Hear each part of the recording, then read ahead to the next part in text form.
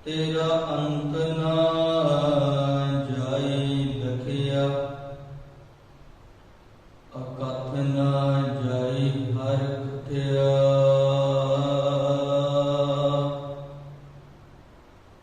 नानक जिनको सतगुर मिलिया,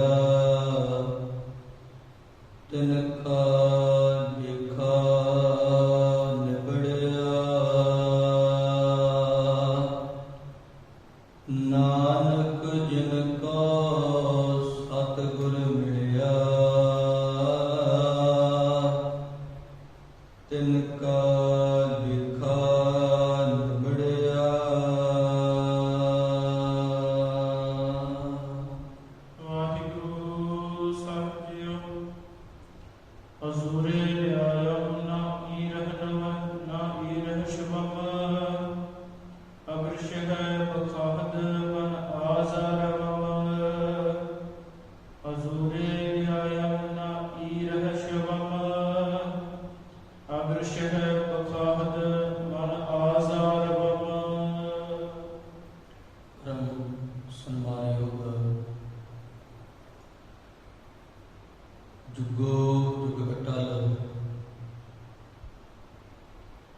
चवर तखत छत्र दे मालक गुरु तकदीर सुभान सतगुरु। धन धन साहिब श्री गुरु ग्रंथ साहिब जी महाराज, तिन्हां दी पावन पवित्र और लगी गुरु अंदर हाजरियां कर रहे गुरु प्यारे सत्संगी जनों, सतगुरु जी ने पार कृपा रहमत की है, अपार बख्शिश की है। सत संगत दियां अमोलक घड़ियां दे नाल सानू निवाजिया है। आओ जी, जितने शरीर आपां हाजिर होए हां, रल मिल के आओ सांझ आखो जी वाहिगुरु जी का खालसा, वाहिगुरु जी की फतेह। सतगुरु धन साहिब श्री गुरु गोबिंद सिंह साहिब जी महाराज, जिन्हों ने जफरनामा खत लिख के मुगल बादशाह की आत्मा नूं झंझोड़ दिता,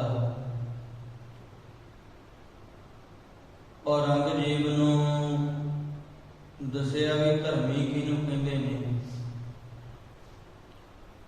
उस औरंगजेब नूं चिट्ठी लिख के सतगुरु जी ने आखिया भी जे तू अपने आप नूं सच्चा धर्मी समझदा है ते सारे कारज ने जिहड़े वो कारजां नूं छड्ड दे, अपने हत्थां नूं चला ते इस खत का जवाब है जिहड़ा वो जवाब लिख के भेज। पहला जिहड़ी गल मैं तेरे नाल करनी चाहुंदा, तू वादा कीता सी भी मैं दीने दी धरती ते आके मिलांगा, हले मिलिया नहीं। वो सारे दा सारा जिहड़ा जवाब है इस खत दे विच लिख के भेज ते आप दीने दी धरती वल आउणा कर। आप तो दखण वल नूं चला गया, पर औरंगिया एक गल दा ख्याल रखी, जे तू हुण ये लिख के भेजदा है ना जी, पहला की जो गल सी होई निपड़ी, मैं हुण पहला मांग नहीं करांगा, आप जी दखण वल आ जाओ, इत्थे आके मैनू मिल लो ते मैं फिर कुरान की कसम लिख के भेजना। सतगुरु जी कहते हुण तेरे उपर साडा यकीन नहीं रहा, तेरे उपर साडा विश्वास नहीं रहा। सो इत्थों तक आपां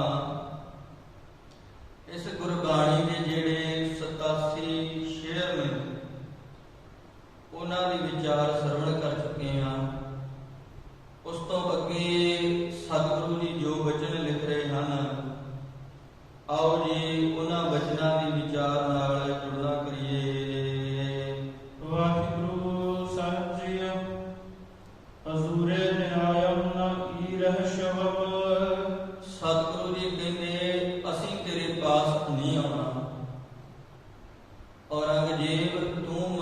ਸੋਚੇ ਨਾ ਵੀ ਹੁਣ ਮੈਂ ਕੋਈ ਖੇਡ ਜਾਂ ਚਲਾਕੀ ਕਰਾਂ ਤੇ ਇਹ ਮੇਰੇ ਪਾਸ ਆ ਜਾਣ ਚੱਲ ਕੇ ਮੈਨੂੰ ਨਾ ਜਾਣਾ ਪਵੇ।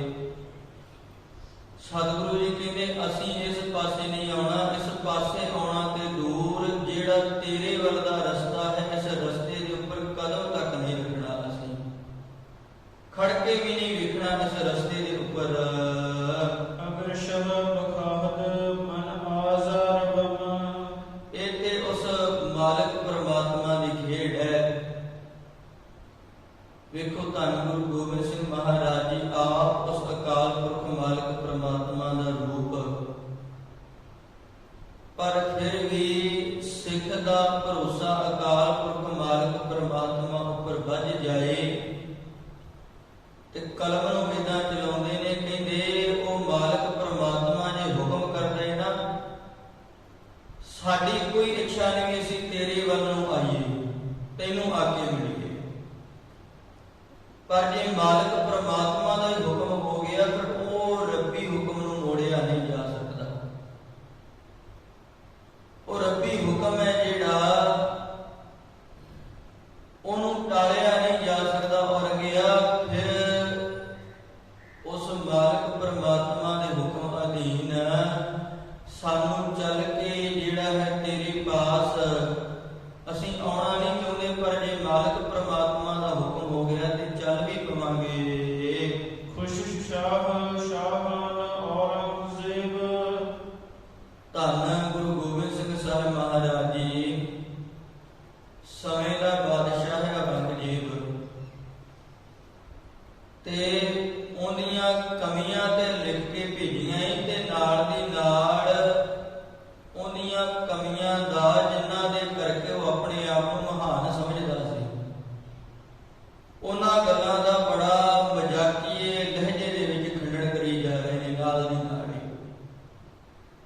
ਕਹਿੰਦੇ ਬੜਾ ਪਾਤਸ਼ਾਹਾਂ ਦਾ ਪਾਤਸ਼ਾਹ ਆਪਣੇ ਆਪ ਨੂੰ ਕਹਾਉਂਦਾ, ਤੂੰ ਵੀ ਬਾਦਸ਼ਾਹ, ਮੈਂ ਤੇ ਮੇਰੇ ਅਧੀਨ ਬੜੇ ਰਾਜੇ ਨੇ, ਨਾ ਵੀ ਤੂੰ ਆਪਣਾ ਜਿਹੜਾ ਉਹ ਬਦਲ ਕੇ ਰੱਖਿਆ ਹੋਇਆ। ਔਰੰਗਜ਼ੇਬ, ਔਰੰਗਜ਼ੇਬ ਦਾ ਅਰਥ ਹੁੰਦਾ ਤਖਤ ਦਾ ਸ਼ਿੰਗਾਰ, ਤਖਤ ਨੂੰ ਸ਼ਿੰਗਾਰਨ ਵਾਲਾ। ਔਰ ਗਿਆ ਨਾਮ ਵੀ ਤੂੰ ਆਪਣਾ ਬੜਾ ਸੋਹਣਾ ਰੱਖਿਆ ਹੋਇਆ ਹੈ,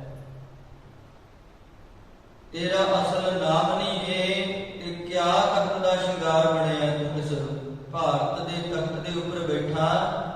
ਵੇਖ ਕਿੰਨਾ ਸੋਹਣਾ ਇਸ ਤਖਤ ਨੂੰ ਸ਼ਿੰਗਾਰਨਾ ਕੀਤਾ ਹੈ ਤੂੰ। ਵਿਚਾਲਕ ਦਸਤਸਤ ਚਾਪ ਕਰ ਗੀਵ, ਲੜਾਈ ਲੜਨ ਨੂੰ ਵੀ ਹਮੇਸ਼ਾ ਹੀ ਤਕੜਾ ਹੀ ਰਹਿੰਦਾ ਹੈ।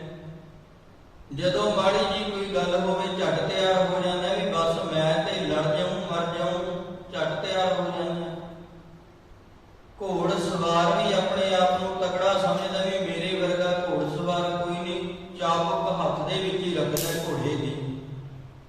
ਨਿੱਕੀ ਜੀ ਗੱਲ ਹੋਈ ਤੇ ਉਸ ਨਿੱਕੀ ਜੀ ਗੱਲ ਦੇ ਉੱਪਰ ਇੱਕ ਵੱਡੀ ਜੰਗ ਹੈ ਜਿਹੜੀ ਉਹ ਜੰਗ ਛੇੜ ਕੇ ਬਹਿ ਜਾਂਦਾ। ਔਰੰਗਜ਼ੇਬ ਕਾਹਦੀ ਤੇਰੀ ਸ਼ਹਿਨਸ਼ਾਹੀ, ਕਾਹਦੀ ਇਹ ਬਾਦਸ਼ਾਹਤ, ਤੇਰੇ ਅੰਦਰ ਸਹਿਣਸ਼ੀਲਤਾ ਹੀ ਨਹੀਂ ਹੈ।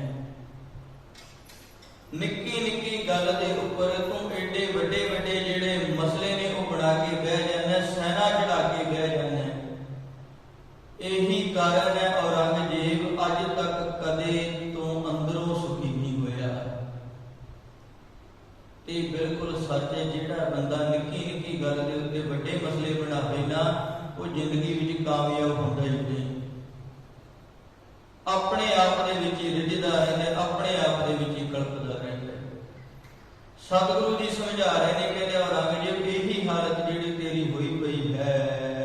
ਜੇ ਹੁਸਨ ਜਮਾਲਸਤ ਰੋਸ਼ਨ ਜ਼ਮੀਰ, ਕਹਿੰਦੇ ਵੇਖ ਆਪਣੇ ਆਪ ਨੂੰ ਤੂੰ ਬੜਾ ਪ੍ਰਕਾਸ਼ਮਾਨ ਚਿਹਰੇ ਵਾਲਾ ਸਮਝਦਾ ਹੈ,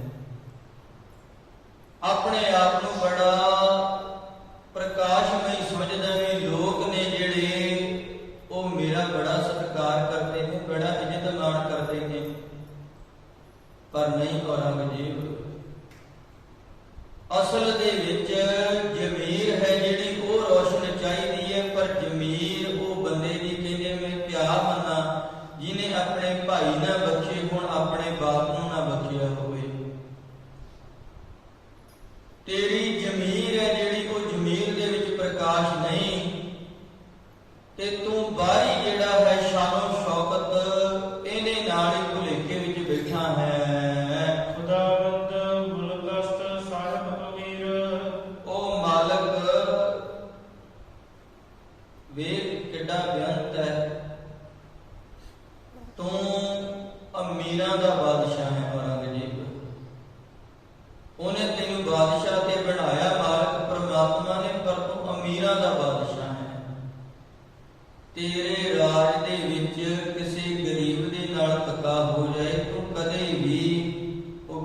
ਦਾ ਪੱਖ ਨਹੀਂ ਸੁਣੇਗਾ। ਤੇਰੇ ਰਾਜ ਦੇ ਵਿੱਚ ਕਿਸੇ ਲੋੜਵੰਦ ਨੂੰ ਲੋੜ ਪੈ ਜਾਏ, ਤੂੰ ਕਦੇ ਉਹਦੀ ਮਦਦ ਕਰਨ ਦੇ ਲਈ ਤਿਆਰ ਨਹੀਂ ਹੋਏਗਾ। ਅਮੀਰਾਂ ਦਾ ਬਾਦਸ਼ਾਹ ਹੈ ਤੂੰ। ਅਮੀਰ ਕੋਈ ਆ ਕੇ ਕਹਿ ਦੇਣ ਕੀਮਤੀ ਭੇਟਾਵਾਂ ਤੈਨੂੰ ਭੇਟ ਕਰ ਦੇਣ, ਤੂੰ ਉਹਨਾਂ ਦਾ ਹੋ ਕੇ ਰਹਿ ਜਾਣਾ ਹੈ। ਬਤਰਤੀਬ ਦਾਨਸ਼ ਬਤਰਤੀਬ ਤੀਰ। ਬੁੱਧੀ ਕਰਕੇ ਆਪਣੇ ਆਪ ਨੂੰ ਬੜਾ ਸਿਆਣਾ ਸਮਝਦਾ ਹੈ ਤੇ ਤੇਗ ਜਦੋਂ ਚਲਾਉਣ ਲੱਗਦਾ, ਤੇਗ ਚਲਾਉਣ ਦੇ ਵਿੱਚ ਵੀ ਸਤਿਗੁਰੂ ਜੀ ਕਹਿੰਦੇ ਮੈਂ ਸੁਣਿਆ ਵੀ ਤੂੰ ਬੜਾ ਬਹਾਦਰ ਹੈ। ਜੱਗ ਦੇ ਮੈਦਾਨ ਵਿੱਚ ਲੜਨ ਦੇ ਵਿੱਚ ਵੀ ਤੇਰੀ ਜਿਹੜੀ ਬਹਾਦਰੀ ਬੜੀ ਹੈ। ਖੁਦਾਵੰਦ ਤੇਗੋ ਖੁਦਾਵੰਦ ਤੇਗ।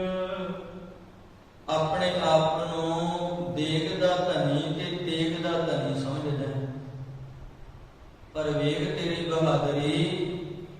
ਇੰਨਾ ਸਮਾਂ ਜੰਗ ਚੱਲ ਗਿਆ, ਤੂੰ ਮੇਰੇ ਸਾਹਮਣੇ ਨਹੀਂ ਆਇਆ। ਕਦੇ ਸੈਦ ਖਾਨ ਨੂੰ ਭੇਜ ਦਿੱਤਾ, ਕਦੇ ਨਾਹਰ ਖਾਂ, ਕਦੇ ਵਜ਼ੀਰ ਖਾਂ, ਕਦੇ ਅਫਗਾਨ ਖਾਂ, ਕਦੇ ਜ਼ਬਰਦਸਤ ਖਾਂ। ਪਤਾ ਨਹੀਂ ਕਿੰਨੇ ਕੁ ਆਪਣੇ ਜਿਹੜੇ ਰਾਜ ਦੇ ਵਿੱਚ ਰਹਿੰਦੇ ਤੇਰੇ ਸੈਨਾਪਤੀ ਨੇ, ਸਿਪਾਹੀ ਨੇ, ਉਹ ਤੋਂ ਭੇਜੇ ਨੇ,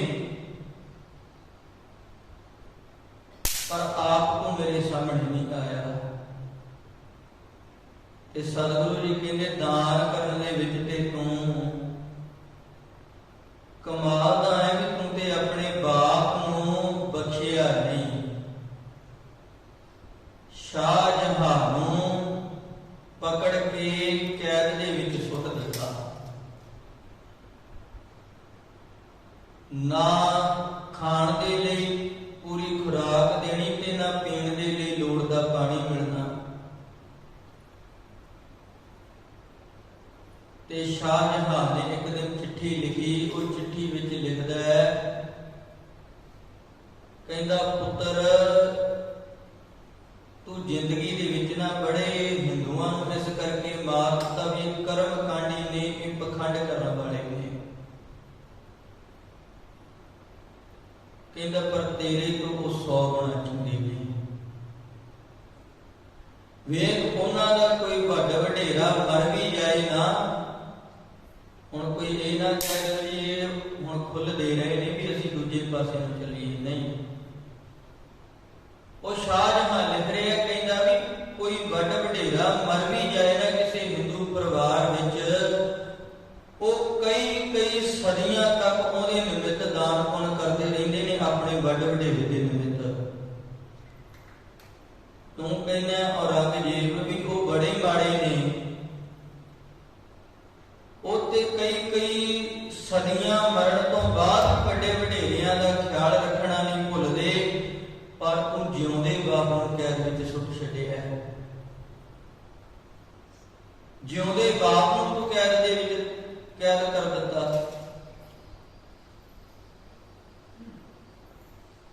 ਘੱਟੋ ਘੱਟ ਮੇਰੇ ਖਾਣ ਦੇ ਲਈ ਪ੍ਰਸ਼ਾਦੇ ਦਾ ਪ੍ਰਬੰਧ ਤੇ ਕਰਦੇ। ਪੀਣ ਦਾ ਪਾਣੀ ਨਹੀਂ ਮਿਲਦਾ, ਉਹ ਪੀਣ ਵਾਲੇ ਪਾਣੀ ਦਾ ਪ੍ਰਬੰਧ ਤੇ ਕਰਦੇ। ਜਦੋਂ ਚਿੱਠੀ ਇਹਨੇ ਪੜ੍ਹੀ ਸੱਚ ਸੀ, ਤੇ ਸੱਚ ਹਮੇਸ਼ਾ ਹੀ ਝੂਠੇ ਬੰਦੇ ਨੂੰ ਕੌੜਾ ਲੱਗਦਾ ਹੈ। ਜਿਹਦੇ ਅੰਦਰ ਝੂਠ ਹੋਏਗਾ ਉਹ ਸੱਚ ਨੂੰ ਸੁਣ ਕੇ ਨਾ ਤਿਲਮਿਲਾ ਉੱਠਦਾ ਹੈ। ਇਹ ਵੀ ਤੜਫ ਗਿਆ। ਚਿੱਠੀ ਦੇ ਜਵਾਬ ਦੇ ਵਿੱਚ ਕੁਝ ਨਹੀਂ ਲਿਖਿਆ, ਸਿਰਫ 2 ਸ਼ਬਦ ਲਿਖੇ। ਕਹਿੰਦਾ ਸ਼ਾਹਜਹਾਂ ਤੂੰ ਬਾਦਸ਼ਾਹ ਨਹੀਂ ਜਿਹੜਾ ਬਾਦਸ਼ਾਹ ਵਾਲੇ ਨਖਰੇ ਕਰੇ ਵੀ ਆਹ ਖਾਣ ਲਈ ਚਾਹੀਦਾ, ਆਹ ਪੀਣ ਲਈ ਚਾਹੀਦਾ। ਕਹਿੰਦੇ ਨਾ, ਤੂੰ ਬਾਦਸ਼ਾਹ ਨਹੀਂ, ਤੂੰ ਕੈਦੀ ਹੈ। ਸਾਡੀ ਮਰਜ਼ੀ ਹੋਏਗੀ ਖਾਣ ਦੇ ਲਈ ਕੁਝ ਦੇਵਾਂਗੇ, ਸਾਡੀ ਮਰਜ਼ੀ ਹੋਏਗੀ ਤੈਨੂੰ ਪੀਣ ਦੇ ਲਈ ਪਾਣੀ ਮਿਲੇਗਾ। ਤੇ ਜੇ ਜ਼ਿਆਦਾ ਪਿਆਸ ਲੱਗਦੀ ਹੈ, ਆ ਸਿਆਹੀ ਨੂੰ ਐਵੇਂ ਖਰਾਬ ਨਾ ਕਰ, ਇਸੇ ਸਿਆਹੀ ਦੇ ਨਾਲ ਆਪਣੀ ਪਿਆਸ ਮਿਟਾ ਲੈ। ਸਤਿਗੁਰੂ ਜੀ ਕਹਿੰਦੇ ਬੜਾ ਤੂੰ ਆਪਣੇ ਆਪ ਨੂੰ ਦਾਨੀ ਸਮਝਦਾ ਹੈ, ਬੜਾ ਆਪਣੇ ਆਪ ਨੂੰ ਤੂੰ ਸਮਝਦਾ ਹੈ ਵੀ ਮੇਰੇ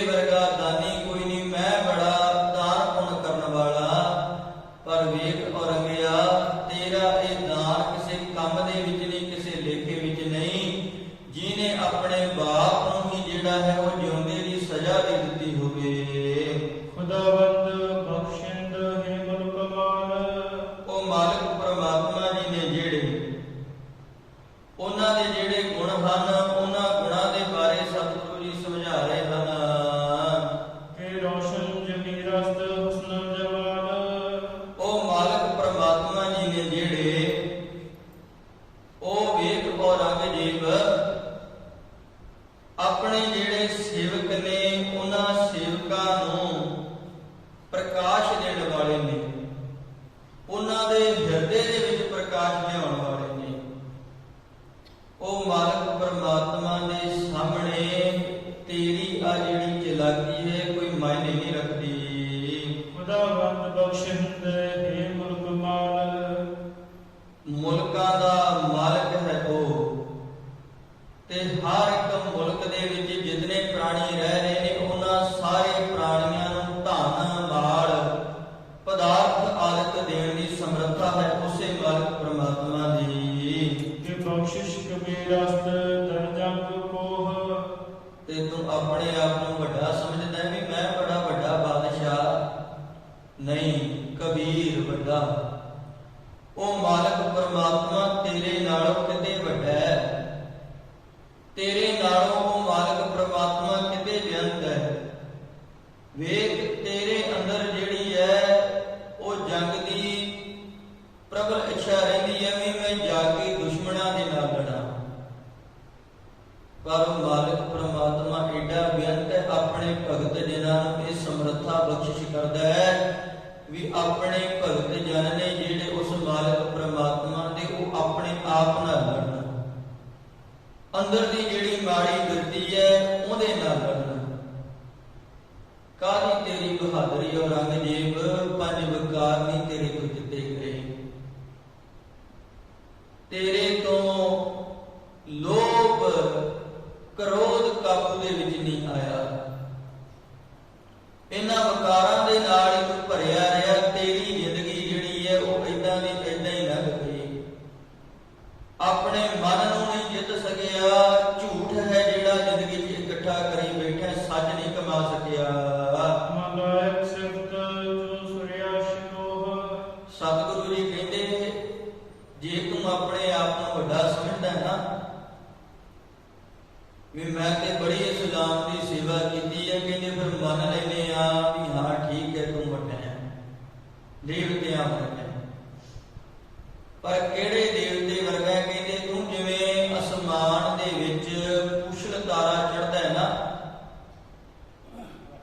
ਬੋਧੀ ਵਾਲਾ ਤਾਰਾ ਜਿਹਨੂੰ ਆਖਿਆ ਜਾਂਦਾ ਹੈ, ਕਿਤੇ ਸਾਲਾਂ ਬਾਅਦ ਇੱਕ ਵਾਰ ਇਹ ਬੋਧੀ ਵਾਲਾ ਤਾਰਾ ਜਿਹੜਾ ਅਸਮਾਨ ਦੇ ਵਿੱਚ ਚੜ੍ਹਦਾ ਹੈ ਔਰ ਰੰਗਜੀਬ ਉਹ ਬੋਧੀ ਵਾਲੇ ਤਾਰੇ ਵਰਗਾ ਹੈ, ਤੇ ਲੋਕ ਉਹ ਤਾਰੇ ਨੂੰ ਮਨਹੂਸ ਮੰਨਦੇ ਨੇ। ਲੋਕ ਉਸ ਤਾਰੇ ਨੂੰ ਚੰਗਾ ਨਹੀਂ ਸਮਝਦੇ। ਬਸ ਇਸੇ ਤਾਰੇ ਵਰਗਾ ਤੂੰ ਹੈ, ਤਖਤ ਦੇ ਉੱਪਰ ਬੈਠਾ ਹੈ, ਡਰਦੇ ਵਿਚਾਰੇ ਅਗਲੇ ਤੇਰੇ ਅੱਗੇ ਬੋਲਦੇ ਨਹੀਂ, ਪਰ ਤੈਨੂੰ ਉਹ ਆਪਣੀ ਜ਼ਿੰਦਗੀ ਦੇ ਵਿੱਚ ਮਨਹੂਸ ਮੰਨਦੇ ਨੇ ਵੀ ਇਹ ਬਾਦਸ਼ਾਹ ਤੋਂ ਛੁਟਕਾਰਾ ਕਦੋਂ ਮਿਲੇ। ਤੇਰੇ ਲਈ ਲੋਕ ਨੇ ਜਿਹੜੇ ਉਹ ਦੁਆਵਾਂ ਨੇ ਪਏ ਕਰਦੇ ਨੇ ਵੀ ਕਦੋਂ ਮਰੇਗਾ ਇਹ, ਸਾਡੀ ਜ਼ਿੰਦਗੀ ਸੌਖੀ ਹੋ ਜਾਏ। ਤੂੰ ਆਪਣੇ ਆਪ ਨੂੰ ਸਿਆਣਾ ਸਮਝਦਾ ਸੀ, ਮਾਲਕ ਸਮਝਦਾ ਸੀ ਮੁਲਕ ਦਾ,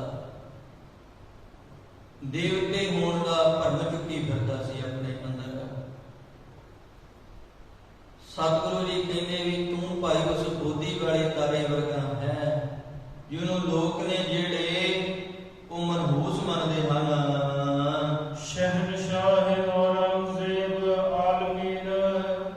ਵੇਖ ਭਾਈ ਤਖਤ ਦੇ ਮਾਲਕ ਬਾਦਸ਼ਾਹ ਔਰੰਗਜ਼ੇਬ,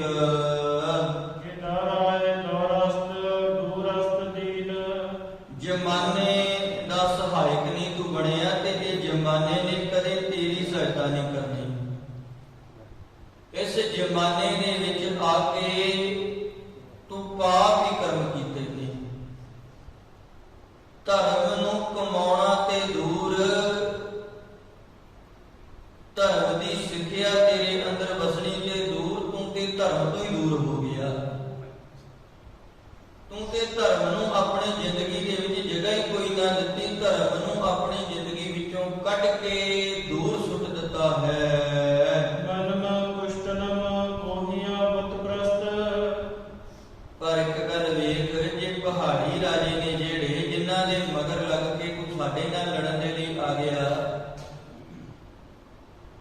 ਕਦੇ ਖਿਆਲ ਕੀਤਾ ਇਹ ਉਹੀ ਪਹਾੜੀ ਰਾਜੇ ਨੇ ਜਿਨ੍ਹਾਂ ਨੂੰ ਤੂੰ ਇਹ ਕਹਿਣਾ ਹੈ ਇਹ ਉਸੇ ਕੁਲ ਦੇ ਵਿੱਚੋਂ ਨੇ ਜਿਨ੍ਹਾਂ ਦੇ ਬਾਰੇ ਤੇਰੇ ਵਿਚਾਰ ਨੇ ਵੀ ਮੂਰਤੀ ਪੂਜਾ ਕਰਨ ਵਾਲੇ ਇਨਸਾਨ ਨੂੰ ਤੇ ਜਿਉਣ ਦਾ ਹੱਕ ਹੀ ਨਹੀਂ। ਜਿਹੜਾ ਮੂਰਤੀ ਦੀ ਪੂਜਾ ਕਰ ਰਿਹਾ ਹੈ, ਬੁੱਤ ਦੀ ਪੂਜਾ ਕਰ ਰਿਹਾ, ਮੇਰੇ ਰਾਜ ਵਿੱਚ ਰਹਿ ਨਹੀਂ ਸਕਦਾ। ਤੇ ਇਹ ਪਹਾੜੀ ਰਾਜੇ ਨੇ ਜਿਹੜੇ, ਔਰ ਅੰਗਿਆ ਇਹਨਾਂ ਦੇ ਵਿੱਚੋਂ ਕੋਈ ਹੈ ਜਿਹੜਾ ਬੁੱਤਾਂ ਦੀ ਪੂਜਾ ਨਾ ਕਰਦਾ ਹੋਵੇ? ਇਹ ਤੇ ਸਾਰੇ ਦੇ ਸਾਰੇ ਉਹ ਨੇ ਜਿਹੜੇ ਬੁੱਤਾਂ ਆਦਿਕ ਦੀ ਪੂਜਾ ਕਰਨ ਵਾਲੇ ਹਨ। ਜੋ ਬੁੱਤ ਪ੍ਰਸਤੰਦ ਮਨ ਬੁੱਤ ਸ਼ਕਸਤ। ਪਰ ਇੱਕ ਵਾਰ ਵੇਖ ਔਰੰਗਜ਼ੇਬ, ਲੜਨਾ ਤੇ ਤੈਨੂੰ ਉਹਨਾਂ ਦੇ ਨਾਲ ਚਾਹੀਦਾ ਸੀ। ਤੂੰ ਬੁੱਤਾਂ ਨੂੰ ਮੰਨਦਾ ਨਹੀਂ, ਉਹ ਬੁੱਤ ਪੂਜਾ ਕਰਦੇ ਨੇ। ਤੇਰੀ ਲੜਾਈ, ਤੇਰਾ ਟੱਕਰਾ ਤੇ ਉਹਨਾਂ ਨਾਲ ਹੋਣਾ ਚਾਹੀਦਾ ਸੀ। ਵੇਖ ਤੂੰ ਸੰਧੀ ਕਿਹਨਾਂ ਦੇ ਨਾਲ ਕੀਤੀ ਹੈ। ਹੁਣ ਕੋਈ ਇਹ ਨਾ ਆਖੇ ਵੀ ਵਿਚਾਰ ਤੇ ਜੀ ਗੁਰੂ ਤੇਗ ਬਹਾਦਰ ਮਹਾਰਾਜ ਜੀ ਦੀ ਵੀ ਨਹੀਂ ਸੀ ਮਿਲਦੇ, ਕੋਈ ਸਤਿਗੁਰੂ ਜੀ ਦੀ ਸ਼ਹਾਦਤ ਕਿਉਂ? ਗੁਰਬਾਣੀ ਕਦੇ ਵੀ ਕੱਟੜ ਧਰਮੀ ਬਣਨ ਦੇ ਲਈ ਨਹੀਂ ਕਹਿੰਦੀ। ਕੱਟੜਵਾਦੀ ਸੋਚ ਨੂੰ ਆਪਣੇ ਅੰਦਰ ਰੱਖਣ ਦੇ ਲਈ ਨਹੀਂ ਕਹਿੰਦੀ। ਗੁਰਬਾਣੀ ਇਹ ਗੱਲ ਕਹਿੰਦੀ ਹੈ ਕਿ ਸਿੱਖਾ ਮੂਰਤੀ ਪੂਜਾ ਨਹੀਂ ਕਰਨੀ, ਬੁੱਤ ਪੂਜਾ ਹੈ ਜਿਹੜੀ ਨਹੀਂ ਕਰਨੀ। ਪਰ ਜੇਕਰ ਕੋਈ ਆਖੇ ਵੀ ਮੇਰਾ ਤੇ ਮੂਰਤੀ ਬਿਨਾਂ ਸਰਦਾ ਹੀ ਨਹੀਂ, ਮੇਰਾ ਤੇ ਬੁੱਤਾਂ ਬਿਨਾਂ ਸਰਦਾ ਹੀ ਨਹੀਂ, ਫਿਰ ਸਤਿਗੁਰੂ ਜੀ ਕਹਿੰਦੇ ਜਾ ਭਾਈ ਤੈਨੂੰ ਰੋਕ ਨਹੀਂ ਸਕਦੇ, ਅਸੀਂ ਰੋਕਣਾ ਨਹੀਂ, ਸਮਝਾ ਸਕਦੇ ਆ। ਬੁੱਤ ਪੂਜਾ ਮਾੜੀ ਹੈ, ਨਹੀਂ ਕਰਨੀ ਚਾਹੀਦੀ। ਪਰ ਜੇ ਤੂੰ ਫਿਰ ਵੀ ਆਖੇ ਵੀ ਮੈਂ ਤੇ ਮੂਰਤੀ ਹੀ ਪੂਜਣੀ ਹੈ, ਫਿਰ ਤੇਰੀ ਆਪਣੀ ਇੱਛਾ, ਆਜ਼ਾਦ ਹੈ ਆਪਣੀ ਸੋਚ ਪ੍ਰਤੀ। ਪਰ ਸਿੱਖਾ ਫਿਰ ਆਪਣੇ ਆਪ ਨੂੰ ਗੁਰੂ ਦਾ ਸਿੱਖ ਨਾ ਆਖੀ, ਗੁਰੂ ਦਾ ਸਿੱਖ ਨਾ ਆਖੀ, ਖੁੱਲ੍ਹ ਹੈ ਤੈਨੂੰ। ਪਰ ਔਰੰਗਜ਼ੇਬ, ਜਦੋਂ ਤੇਰੀ ਗੱਲ ਕਰੀਏ ਤੂੰ ਕਰਦਾ ਧੱਕੇਸ਼ਾਹੀ ਵੀ ਬੁੱਤ ਨਹੀਂ ਪੂਜਣਾ, ਮੰਦਰ ਤੋੜ ਦਿਓ, ਮੂਰਤੀ ਤੋੜ ਦਿਓ, ਮੰਦਰਾਂ ਨੂੰ ਮਿੱਟੀ ਦੇ ਵਿੱਚ ਮਿਲਾ ਦਿਓ। ਏਦਾਂ ਦੀ ਸੋਚ ਲੈ ਕੇ ਚੱਲਣ ਵਾਲਾ ਹੈ। ਉਹ ਮੰਦਰਾਂ ਦੀ ਉਸਾਰੀ ਕਰਨ ਵਾਲੇ, ਤੂੰ ਮੰਦਰਾਂ ਨੂੰ ਤੋੜਨ ਵਾਲਾ। ਉਹ ਮੂਰਤੀਆਂ ਦੀ ਸੇਵਾ ਕਰਨ ਵਾਲੇ, ਤੂੰ ਮੂਰਤੀਆਂ ਨੂੰ ਤੋੜਨ ਵਾਲਾ। ਨਾ ਤੇ ਉਹਨਾਂ ਦੇ ਅੰਦਰ ਇਮਾਨ ਸੱਚਾ ਸੀ ਜਿਹੜੇ ਤੇਰੇ ਪਾਸ ਆਏ, ਤੇਰੀ ਮਦਦ ਲੈਣ ਲੱਗੇ, ਤੇ ਨਾ ਹੀ ਤੂੰ ਆਪਣੇ ਇਮਾਨ ਪ੍ਰਤੀ ਸੱਚਾ ਹੈ ਜਿਹੜਾ ਉਹਨਾਂ ਦੇ ਮਗਰ ਲੱਗ ਗਿਆ। ਗੱਲ ਸਮਝੀ ਨਹੀਂ, ਗੱਲ ਨੂੰ ਵਿਚਾਰਿਆ ਨਹੀਂ। ਜਿਵੇਂ ਉਹਨਾਂ ਨੇ ਕਹਿ ਦਿੱਤਾ ਉਹ ਗੱਲ ਤੈਨੂੰ ਲੱਗੀ ਵੀ ਬਸ ਇਹ ਹੀ ਸੱਚ ਹੈ, ਮਗਰ ਲੱਗ ਗਿਆ ਉਹਨਾਂ ਦੇ। ਵੇਖ ਉਹ ਬੁੱਤਾਂ ਨੂੰ ਪੂਜਣ ਵਾਲੇ ਨੇ, ਪਰ ਮੈਂ ਬੁੱਤ ਪ੍ਰਸਤ ਨਹੀਂ। ਅਸੀਂ ਮੂਰਤੀ ਪੂਜਾ ਦੇ ਖਿਲਾਫ ਬੋਲਣ ਵਾਲੇ ਸੀ। ਅਸੀਂ ਬੁੱਤ ਪੂਜਾ ਦੇ ਵਿੱਚੋਂ ਕੱਢਣ ਵਾਲੇ ਸੀ। ਜਿਹੜੀ ਮਨ ਦੇ ਵਿੱਚ ਇਹ ਬੁੱਤ ਪੂਜਾ ਵਸੀ ਪਈ ਹੈ, ਇਹ ਬੁੱਤ ਪੂਜਾ ਤੋਂ ਪਾਸੇ ਕਰਨ ਵਾਲੇ ਸੀ। ਔਰੰਗਜ਼ੇਬ, ਕਮਾਲ ਦੀ ਗੱਲ ਵੀ ਤੂੰ ਜਿਨ੍ਹਾਂ ਨੂੰ ਮਾੜੇ ਕਹਿੰਦਾ ਉਹਨਾਂ ਦੇ ਨਾਲ ਹੀ ਸੰਧੀ ਹੈ ਜਿਹੜੀ ਉਹ ਕਰਕੇ ਬੈਠਾ ਹੈ। ਸਤਿਗੁਰੂ ਜੀ ਕਹਿੰਦੇ ਕਿ ਤੂੰ ਘਾਟੇ ਦਾ ਸੌਦਾ ਕੀਤਾ ਜ਼ਿੰਦਗੀ 'ਚ। ਸਮੇਂ ਦੀ ਹਵਾ ਨੂੰ ਬਦਲਦੀ ਵੇਖ, ਹਵਾ ਦੇ ਵੇਗ ਨੂੰ ਬਦਲਦਾ ਵੇਖ। ਸਮੇਂ ਦੇ ਵਿੱਚ ਜਿਹੜਾ ਪਰਿਵਰਤਨ ਆ ਰਿਹਾ ਹੈ, ਇਹ ਪਰਿਵਰਤਨ ਹੁੰਦਾ ਵੇਖ। ਔਰੰਗਿਆ ਪਸੇ ਕੁਸ਼ਟ ਅਫਤਦ ਰਸਾਨਦ ਜਿਆ। ਕਹਿੰਦੇ ਜਿਸ ਆਦਮੀ ਦੇ ਮਗਰ ਸਮਾਂ ਲੱਗ ਜਾਏ ਨਾ, ਕਾਲ ਲੱਗ ਜਾਏ, ਦਿਨ ਤੇ ਪਹਿਰ, ਪਹਿਰ ਤੇ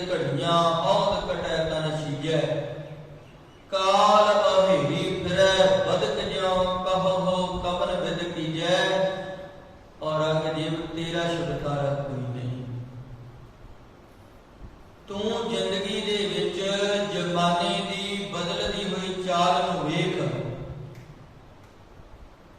ਲੋਕ ਲਹਿਰ ਜਿਹੜੀ ਉੱਠ ਰਹੀ ਹੈ, ਉਸ ਲੋਕ ਲਹਿਰ ਨੂੰ ਵੇਖ ਤੇਰਾ ਇਹ ਰਾਜ ਭਾਗ ਖਤਮ ਹੋ ਜਾਏਗਾ। ਜਿਹੜਾ ਸਮੇਂ ਦੀ ਹਵਾ ਦੇ ਉਲਟ ਚੱਲਣ ਦਾ ਯਤਨ ਕਰਦਾ ਹੈ, ਇਹ ਘਾਟੇ ਵਾਲਾ ਸੌਦਾ ਉਹਦਾ ਨੁਕਸਾਨ ਹੀ ਕਰਵਾਉਂਦਾ ਹੈ ਜੀ।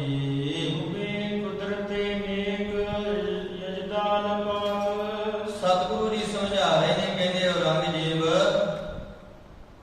ਚੰਗਾ ਬਣਨਾ ਸੀ, ਚੰਗਾ ਕਰਮ ਕਰਨਾ ਸੀ ਜ਼ਿੰਦਗੀ ਦੇ ਵਿੱਚ। ਉਹ ਪਵਿੱਤਰ ਮਾਲਕ ਪ੍ਰਮਾਤਮਾ ਨੂੰ ਵੇਖਣਾ ਸੀ, ਉਸ ਅੱਲਾਹ ਦੇ ਉੱਪਰ ਭਰੋਸਾ ਰੱਖਣਾ ਸੀ।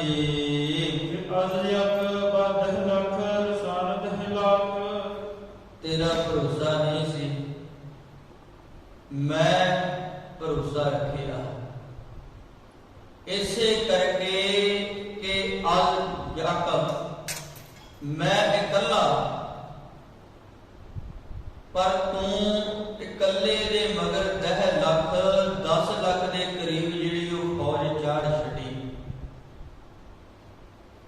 ਔਰੰਗਜ਼ੇਬ ਇੱਕ ਦੇ ਮਗਰ ਲੱਖਾਂ ਦੀ ਫੌਜ ਚਾੜ ਦੇ, ਇਹ ਕੋਈ ਨਿਆਂ ਨਹੀਂ ਬਣਦਾ, ਇਹ ਕੋਈ ਮਰਦਾਨਗੀ ਵਾਲਾ ਕੰਮ ਨਹੀਂ ਹੁੰਦਾ। ਉਹ ਮਾਲਕ ਪ੍ਰਮਾਤਮਾ ਤੇ ਕਿਰਪਾ ਰਹਿਮਤ ਕਰਨ ਵਾਲਾ ਹੈ, ਜਿਹਨੂੰ ਉਹਦੇ ਤੇ ਭਰੋਸਾ ਹੈ।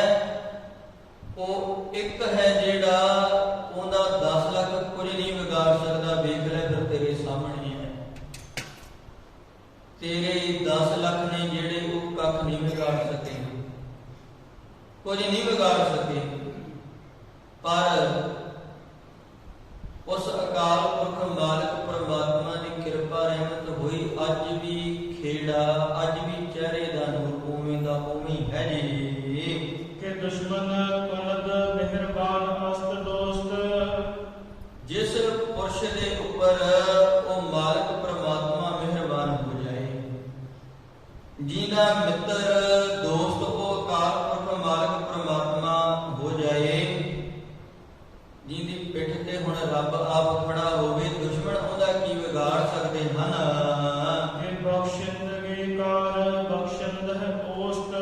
ਫਿਰ ਉਹ ਜਿਹੜਾ ਮਨੁੱਖ ਹੈ, ਉਹ ਤੇ ਪਰਮੇਸ਼ਰ ਦੀ ਸ਼ਰਨ ਵਿੱਚ ਆ ਜਾਂਦਾ ਹੈ ਤੇ ਸ਼ਰਨ ਵਿੱਚ ਪਏ ਨੂੰ ਬਖਸ਼ਣ ਵਾਲਾ, ਉਹਦੀ ਇੱਜ਼ਤ ਪਤ ਦੀ ਰਾਖੀ ਕਰਨ ਵਾਲਾ ਉਹ ਮਾਲਕ ਪ੍ਰਮਾਤਮਾ ਆਪ ਹੁੰਦਾ ਹੈ।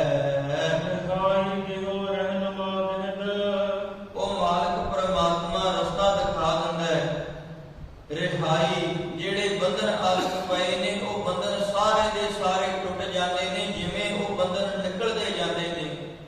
ਬੰਦਾ ਜਿਹੜਾ ਹੈ ਉਹ ਰਿਹਾ ਹੁੰਦਾ ਜਾਂਦਾ ਹੈ। ਰਿਹਾਈ ਦੇਣ ਵਾਲਾ ਵੀ ਉਹ ਮਾਲਕ ਪ੍ਰਮਾਤਮਾ ਆਪ ਹੈ। ਰਸਤਾ ਦਿਖਾਉਣ ਵਾਲਾ ਰਹਿਨੁਮਾ ਉਹ ਮਾਲਕ ਪ੍ਰਮਾਤਮਾ ਆਪ ਹੀ, ਜਿਹੜਾ ਰਹਿਨੁਮਾਈ ਕਰਦਾ ਹੈ ਅੱਗੇ ਹੋ ਕਰਕੇ ਆਪਣੇ ਭਗਤ ਜਨਾਂ ਨੂੰ ਰਸਤਾ, ਮਾਰਗਦਰਸ਼ਕ ਹੈ ਜਿਹੜਾ ਉਹ ਕਰਦਾ ਜਾਂਦਾ ਹੈ ਜੀ। ਇਸੇ ਕਰਕੇ ਸਤਿਗੁਰੂ ਜੀ ਕਹਿੰਦੇ, ਮੈਂ ਜ਼ੁਬਾਨ ਦੇ ਨਾਲ ਉਸ ਮਾਲਕ ਦੀ ਸਿਫਤੀ ਕਰਦਾ, ਮੈਂ ਆਪਣੀ ਰਸਨਾ ਦੇ ਨਾਲ ਉਸ ਮਾਲਕ ਪ੍ਰਮਾਤਮਾ ਦੀ ਉਸਤਤੀ ਕਰਦਾ, ਕਿਉਂਕਿ ਆਪਣੇ ਭਗਤ ਜਨਾਂ ਨੂੰ ਆਪਣੀ ਉਸਤਤ ਕਰਨ ਦੇ ਲਈ ਵੀ ਉਹ ਆਪ ਹੀ ਪ੍ਰੇਰਦਾ ਹੈ। ਖਸਮ ਰਾਜ ਕੋਰੋ ਕਵਨ ਵਕਤਕਾਰ। ਵੇਖ ਉਹ ਮਾਲਕ ਪ੍ਰਮਾਤਮਾ ਤੇ ਐਸਾ ਬੇਅੰਤ ਹੈ। ਅਨੰਦਪੁਰ ਦੇ ਵਿੱਚੋਂ ਅਸੀਂ ਨਿਕਲ ਆਏ, ਤੇਰੀ ਸੈਨਾ ਨੂੰ ਕੱਖ ਨਹੀਂ ਦਿਸਿਆ। ਚਮਕੌਰ ਦੀ ਗੜੀ ਦੇ ਵਿੱਚੋਂ ਅਸੀਂ ਨਿਕਲ ਆਏ, ਤੇਰੀ ਸੈਨਾ ਉੱਥੇ ਵੀ ਕੱਖ ਨਹੀਂ ਵਿਗਾੜ ਸਕੀ ਸਾਡਾ। ਤੇ ਰਸਤੇ ਦੇ ਵਿੱਚ ਜਦੋਂ ਅਸੀਂ ਮਾਛੀਵਾੜੇ ਤੋਂ ਤੁਰੇ ਆ ਨਾ, ਮਾਛੀਵਾੜੇ ਤੋਂ ਜਦੋਂ ਤੁਰੇ ਆ, ਉਸ ਸਮੇਂ ਪੈਰ ਸਤਿਗੁਰੂ ਜੀ ਦੇ ਛਾਲਿਆਂ ਦੇ ਨਾਲ ਭਰ ਗਏ ਸਨ। ਕੰਡੇ ਵੱਜ ਵੱਜ ਕੇ ਜਿਹੜੇ ਆ ਪੈਰ, ਉਹਨਾਂ ਦੀ ਹਾਲਤ ਏਦਾਂ ਦੀ ਹੋ ਗਈ ਸੀ ਵੀ ਹੁਣ ਪੈਦਲ ਤੁਰ ਕੇ ਜਾਣਾ ਸੰਭਵ ਨਹੀਂ ਸੀ। ਇਸੇ ਕਰਕੇ ਸਤਿਗੁਰੂ ਜੀ ਨੂੰ ਇੱਕ ਪਲੰਘੇ ਦੇ ਉੱਪਰ ਬਿਠਾ ਕੇ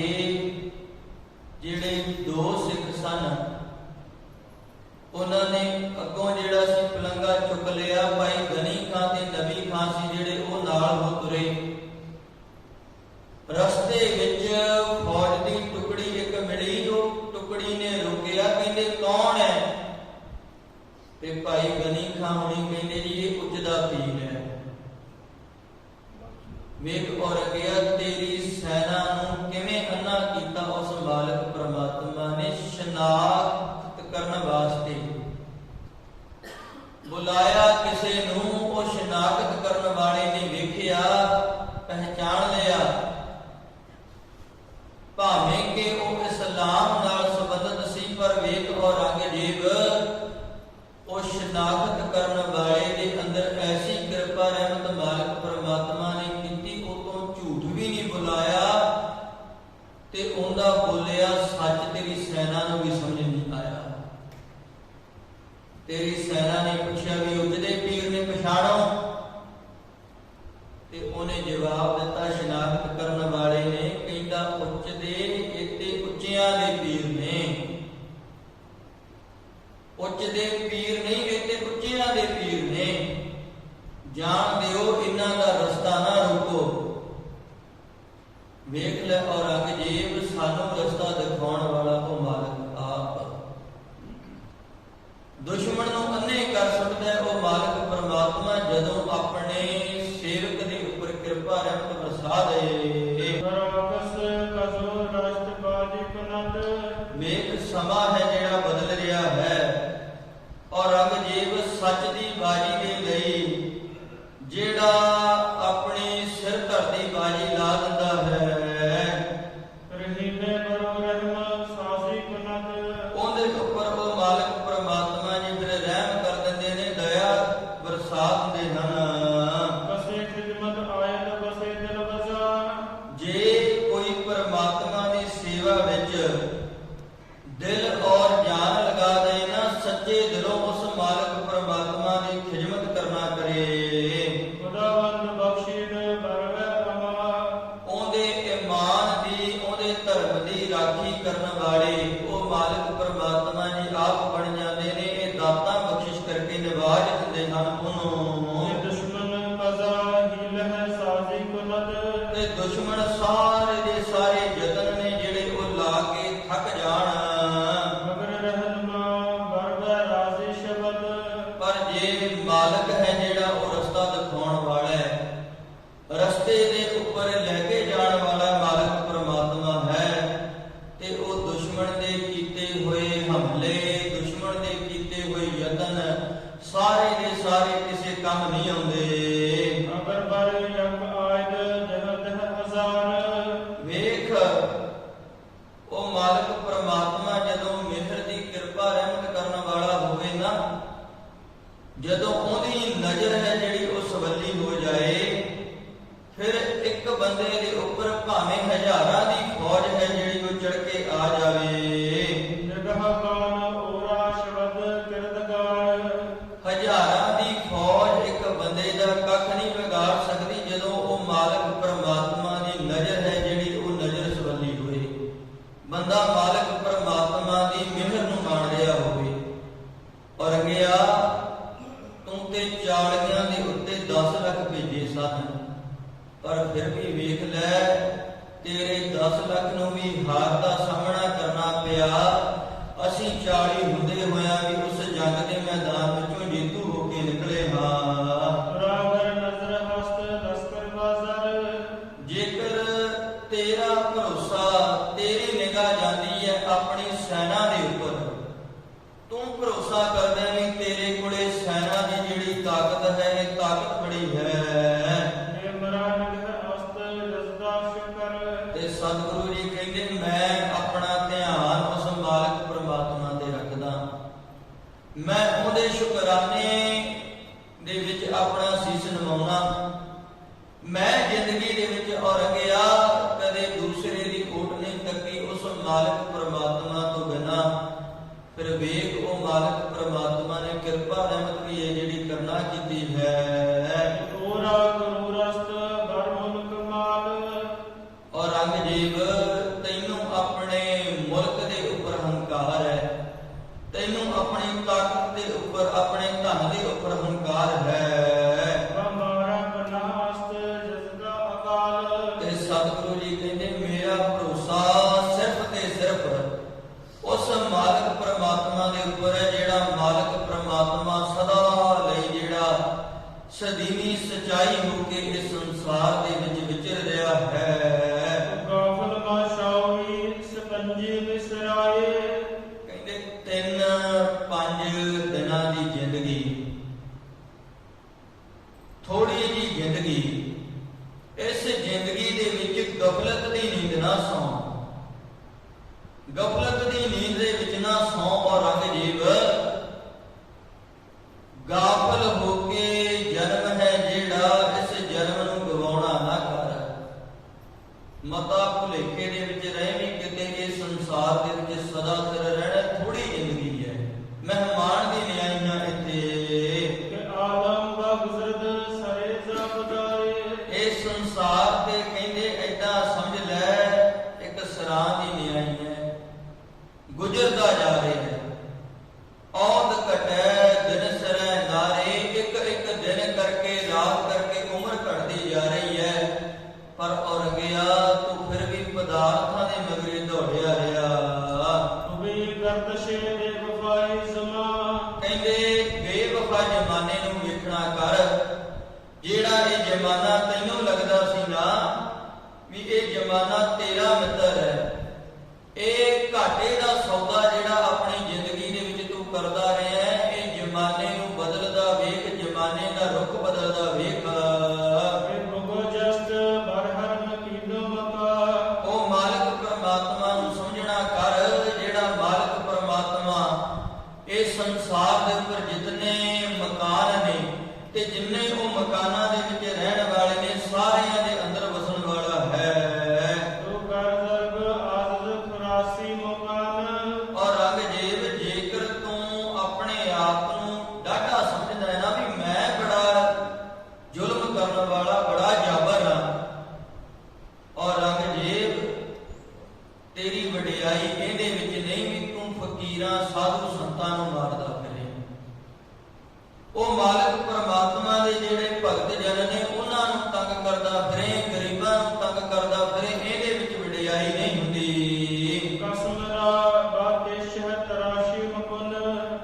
ਜੇ ਝੂਠ ਦੇ ਰੂਪ ਦੇ ਵਿੱਚ ਆਪਣੀ ਜਿਹੜੀ ਕਸਮ ਤੂੰ ਖਾਧੀ ਸੀ ਨਾ, ਆਪਣੀ ਕਸਮ ਰੂਪੀ ਲੱਕੜ ਨੂੰ ਤੂੰ ਝੂਠ ਦੇ ਰੂਪ ਦੇ ਵਿੱਚ ਝੂਠ ਦੇ ਤੇਸੇ ਦੇ ਨਾਲ ਜਿਹੜਾ ਛਿਲਣਾ ਕੀਤਾ ਹੈ, ਏਦਾਂ ਨਾ ਕਰ। ਇਹਨੂੰ ਝੂਠ ਨੂੰ ਜ਼ਿੰਦਗੀ ਵਿੱਚੋਂ ਕੱਢ। ਡਾਢਾ ਤੈਨੂੰ ਤਾਂ ਮੰਨੀਏ, ਵੱਡਾ ਤੈਨੂੰ ਤਾਂ ਮੰਨੀਏ ਜੇ ਸੱਚ ਜ਼ਿੰਦਗੀ ਦੇ ਵਿੱਚ ਆਵੇ। ਪਰ ਸਤਿਗੁਰੂ ਜੀ ਸਮਝਾ ਰਹੇ ਨੇ, ਕਹਿੰਦੇ ਤੂੰ ਗਰੀਬਾਂ ਉੱਤੇ ਜ਼ੁਲਮ ਕਰਕੇ ਹੀ ਆਪਣੇ ਆਪ ਨੂੰ ਸਮਝੀ ਜਾਂਦਾ ਹੈ ਵੀ ਮੈਂ ਬੜਾ ਵੱਡਾ, ਮੈਂ ਆਪਣੇ ਆਪ ਨੂੰ ਬੜਾ ਜਿਹੜਾ ਹੈ ਉਹ ਵੱਡਾ ਸਮਝਦਾ ਹਾਂ। ਸਤਿਗੁਰੂ ਜੀ ਕਹਿੰਦੇ ਗਰੀਬਾਂ ਤੇ ਜ਼ੁਲਮ ਕਰਨ ਦੇ ਨਾਲ ਕੋਈ ਵੱਡਾ ਨਹੀਂ ਬਣਦਾ। ਔਰੰਗਜ਼ੇਬ ਕਹਿੰਦੇ ਭਾਈ ਇੱਕ ਗੱਲ ਵੇਖ, ਜ਼ਿੰਦਗੀ ਦੇ ਵਿੱਚ ਉਹ ਮਾਲਕ ਪਰਮਾਤਮਾ ਹੈ ਜਿਹੜਾ ਸੱਚੇ ਦਾ ਮਿੱਤਰ ਹੈ, ਸੱਚੇ ਦੇ ਨਾਲ ਹੋ ਕੇ ਨਿਭਦਾ ਹੈ, ਸੱਚੇ ਦੇ ਦੁਸ਼ਮਣਾਂ ਨੂੰ ਦੂਰ ਕਰ ਸਕਦਾ ਹੈ। ਅਗਰ ਦੁਸ਼ਮਨੀ ਬੰਦਾ ਸੱਚਾ ਹੋਵੇ ਤੇ ਭਾਵੇਂ ਸੈਂਕੜੇ ਜਾਣੇ ਉਹਦੇ ਵਿਰੋਧ ਦੇ ਵਿੱਚ ਖੜੇ ਹੋਣ, ਸੈਂਕੜੇ ਉਹਦੇ ਨਾਲ ਲੜਨ ਦੇ ਲਈ ਤਿਆਰ ਖੜੇ ਹੋਣ, ਪਰ ਮਾਲਕ ਪਰਮਾਤਮਾ ਕਿਰਪਾ ਰਹਿਮਤ ਬਣਾਈ ਰੱਖਦਾ ਹੈ।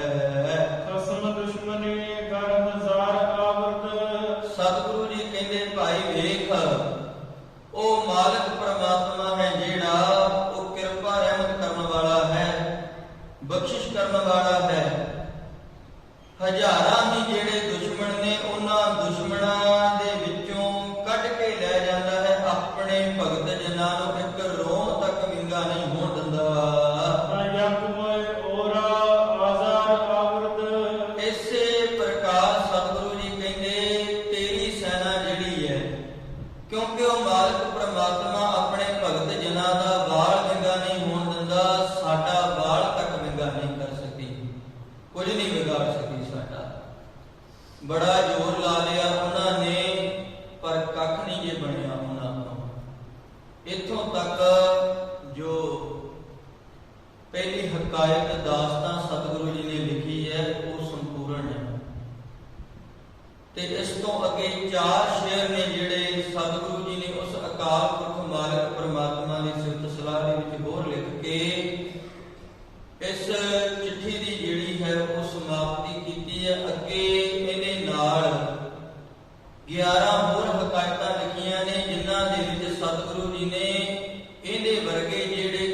ਰਾਜੇ ਸਨ, ਉਹਨਾਂ ਦੀਆਂ ਉਦਾਹਰਨਾਂ ਦਿੱਤੀਆਂ ਨੇ।